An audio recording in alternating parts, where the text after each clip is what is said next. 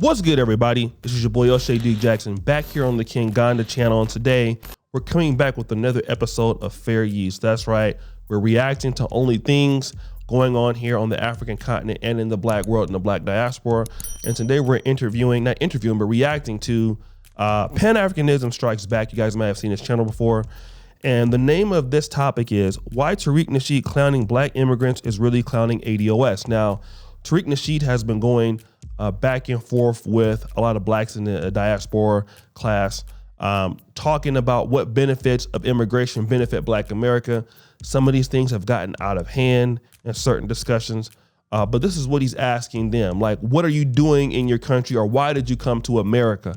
So let's go ahead and react to what Brandon, Pan-Africanism Strikes Back, is saying about this subject, and let's get into the video. Here's the main one that he always brings. Why did you run away from your country? This is what Tariq, this is one Tariq uses. This is one that Empowering ADOS uses. Knock Measy uses this. You know, they have this, like this is their ace in the hole. Okay. When all things are said and done, this is what they come back to. All right. And that question fits along with this question. Why didn't you do what you're doing over here in the US, over there in Africa? Okay. Right? Okay. So that's a better question. I'm going to answer that question really simple. All right. And if you ever want to have a rebuttal to that question, just listen to how I'm addressing that question. Okay, why did the African run away from their country to the United States or UK? And why didn't they do what they're doing in Africa, right?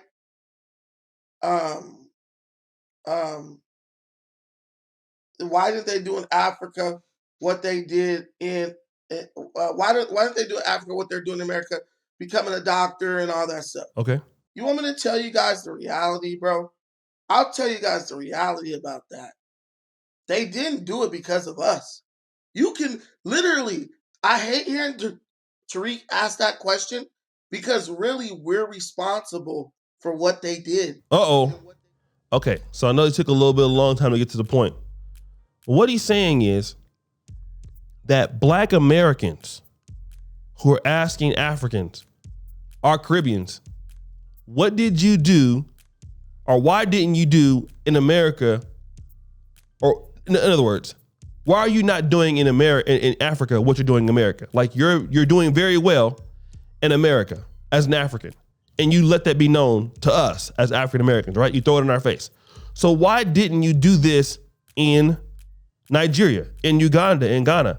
And what Pan-Africanism Strikes Back is saying is because of us. That's the interesting take. Let's see what he says. If you really want to know the truth, okay, Black Americans, FBA ADOS, okay, is responsible. We are the reason why those people didn't build and do things in their country the way they do in America. This is getting interesting. Do you want me to ask? Who wants to know the answer to that? So me. Somebody put in the comments, why, Brandon? Why, Brandon, are we responsible for them not building their country? I want you guys to ask me, why are we responsible for them not building in their country when they control things and all that stuff, right? Here's the simple answer. We are the vanguard. Okay. We are the vanguard. Right. Do you guys understand? Do you know what the vanguard is?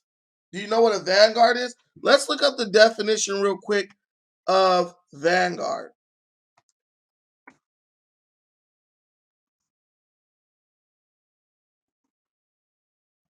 And this is not this is not me. This is not a term that I gave us, right? Right? This is not a definition I gave us. This is a definition that we gave ourselves under the Black Panther Party. Okay. We are the vanguard. All right. And there's a video, a documentary called Vanguard. And it's all about the Black Panther Party.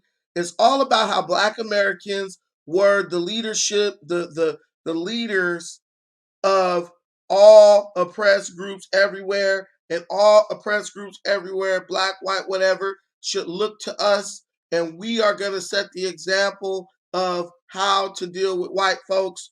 We are Okay. the revolutionary vanguard. Okay. It's a very interesting point. It's a very oblique point, but a very interesting point. African Americans at this time in the 60s and 70s, and we must look back at historical context. Let's look at Marcus Garvey. Marcus Garvey was, really looked at as a thought leader, but he was inspired by who? Booker T. Washington. We'll put his picture up there, of the Tuskegee Institute, which is now known as Tuskegee University, because it was a thought at that time that African Americans and Black Americans, because of their progress dealing with white people, all other Black groups would come and study from them to benefit their own people. We know that to be true because of who? Kwame Nkrumah. He came to Lincoln University here in the United States before becoming the president of Ghana, or the founding father of Ghana. And even Dr. John Henry Clark taught in Ghana, because even people such as that were looking towards the people in the United States, such as Malcolm X, such as Martin Luther King, all right? Because it was thought that African Americans were paving the way. And not only is Brandon going to point this out for Blacks, other groups, because remember, colonialism was happening at the same time we were getting civil rights, okay? So the colonial people were looking up to us because we had a history of understanding being pro-Black and understanding this and how to galvanize the group. The Chicano movement, okay, took underneath the thoughts of the Vanguard. He's going to point that out. All of the other Black groups, the immigrant groups, were studying us, okay?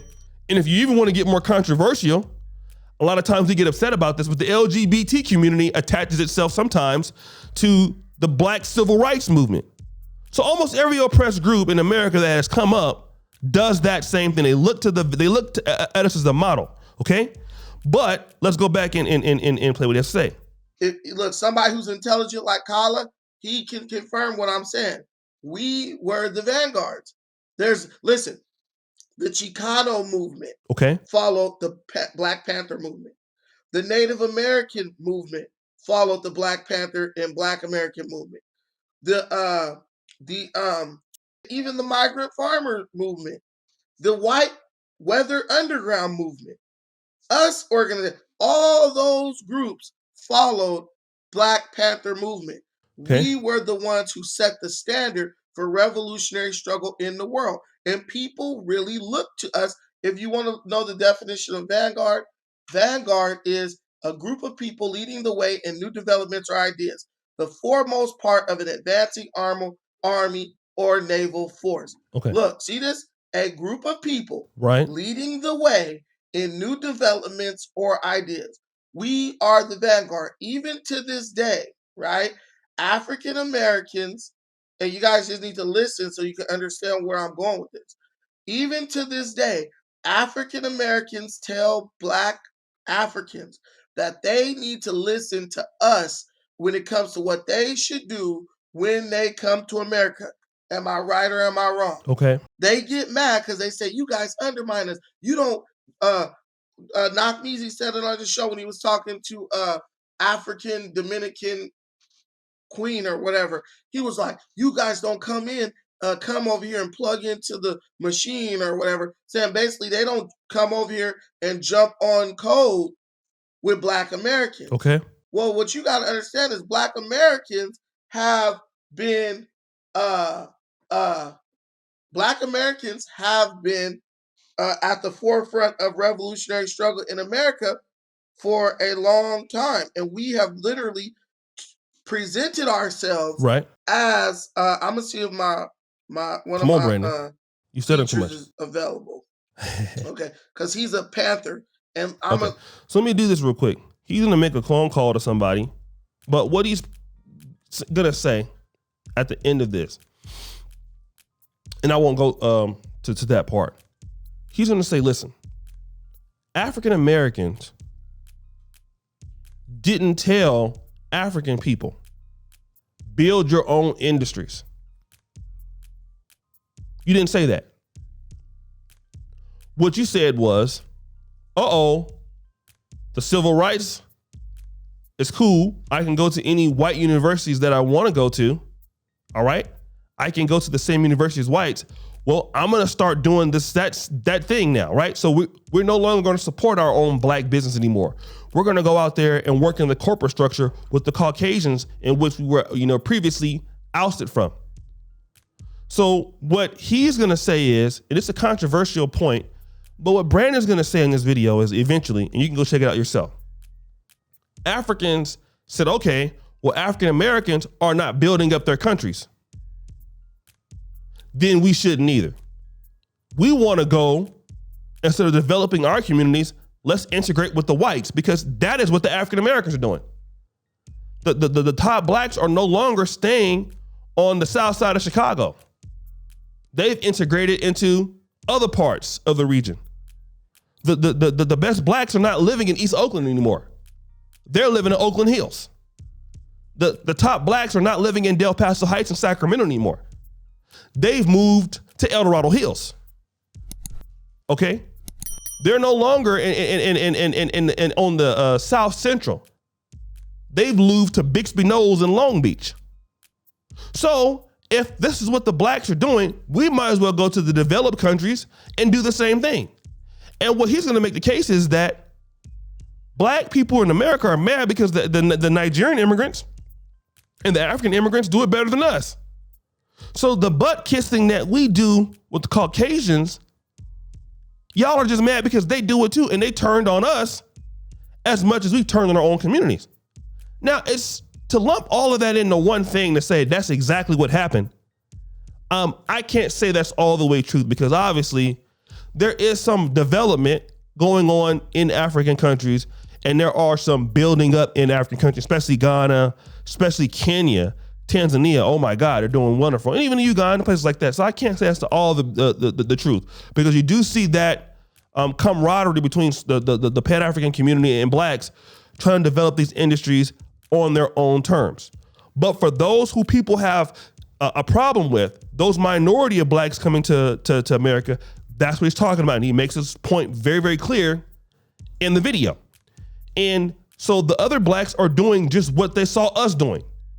I mean, you ever heard the term of black flight? I mean, just think about this. In our community, many of us hate the black elite. What did the black elite do? The black elite almost, and Umar Johnson accuses them of doing this too, they separated themselves from the teeth of black, or the roots of black America, to do something different because they had different goals and values. So when the black immigrant class comes up and then they become the elites and they do the same thing, we're upset. Are we upset because we didn't do it? Or are we upset because they did it and used us as a trampoline to do it, because they used us as our civil rights? Well, Brandon's saying, hey, we taught them how to do it. You should go to UK, you should go to America. You should not develop your own industries in your countries. Come to America and help develop that. It's a strong point. But I won't answer my own opinion on it. I just think that it's a really good point. I want you to answer it. What do you think about what he has to say? Check out Pan-Africanism Strikes Back. First comment pinned to the top. Pretty good channel. He makes some strong points. He does have streams.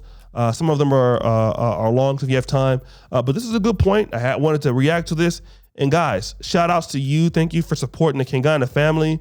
We're trying to do our best to get better and bring you all the interesting content around Black America and around the black world. And as you know, keep it real, Kingana forever. We're out.